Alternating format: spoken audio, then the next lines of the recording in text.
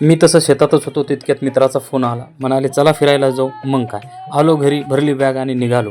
मित्र वाटच पाहत होते. बसलो गाडीत. गाडी भरधाव शिर्डीच्या दिशेने निघाली. वाटेत एक लग्न समारंभ करून वधूवरांना शुभेच्छा देऊन गाडीत बसलोत आणि आमची गाडी सुसाट धावत होती.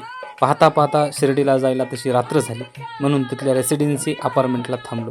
सकाळी उठलो, साईबाबाचे दर्शन घेतलं, थोडाफार परिसर पालथा घातला आणि निघालोत महाबळेश्वरला. गाडी धावत होती तशी कुठं वाहनांची गर्दी तर कुठे नुसता सुखसुखाट. असं असताना मोरेगावचा मोरेश्वर लागला.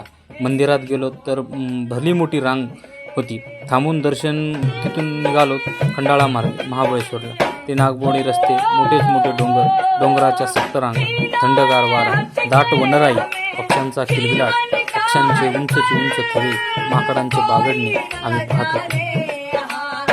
पण गाडीत गाण्याची मैफिल रंगली होती. माझ्यासोबत माझे मित्र निलेश आणि कृष्ण होते. तशी धमालही आमची चालूच होती. महाबळेश्वरला पोहोचलो. तिथं पोचायला आम्हाला रात्र झाली, म्हणून तिथल्या रिसॉर्टमध्ये मुक्काम केला आणि सकाळी उठून लागलो फिरायला. मग काय, सगळे पॉईंट पाहून झाले. महाबळेश्वरचं दर्शनही झालं. इथेच छत्रपती शिवरायांनी जिजाऊ माँसाहेबांची सुवर्ण तुला केली होती. त्यानंतर थोडी खरेदी आणि मग पर्यटकांशी मनमोकळ्या गप्पा हाणल्या, तर कोणाची मजाही घेतली. माझ्या मित्रांनी पर्यटकांना मनमोकळं हसवलं. कधी माकडांशी हितकुजही केलं, तर कधी माकडांना चणीसुद्धा खाऊ घातली. असं करत असताना त्या दाट वनराईतून अवघा परिसर पालथा घातला.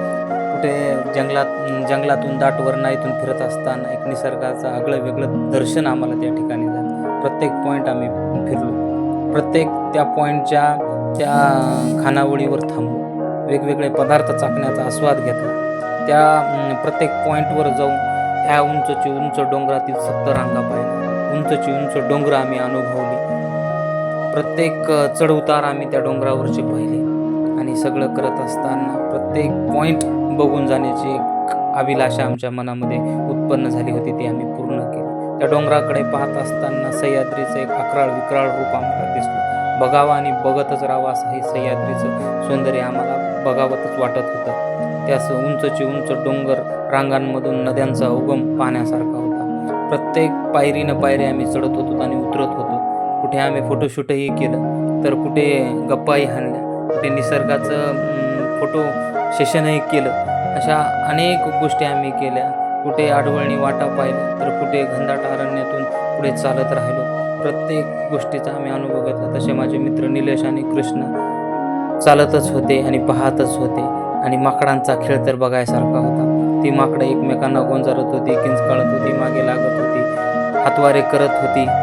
हे सगळं बघायसारखं. मग लागली भूक. मग काय, मक्याची कणसं आणि लिंबू रस घेऊन पुढे मोज मजा आमची चालूच होती. पर्यटकांशी मनमोकळा संवादही साधला, हितपूजही केलं. वेगवेगळे अनुभव आमच्या वाट्याला आले. आणि मग काय, प्रत्येक पॉईंट आम्ही हुडकत होतो.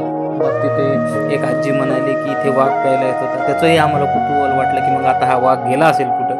अशा एक ना अनेक कहाण्या त्या पर्यटनामध्ये दडलेल्या होत्या. वेगवेगळे ठिकाणं पाहत असताना वेगवेगळ्या ठिकाणाचा वेगवेगळा अनुभव होता. वेगवेगळ्या ठिकाणाहून पर्यटक आले होते. कोणासोबत छोटे लहान लहान मुलं होती, तर कुठे कोण वयोवृद्ध होतं.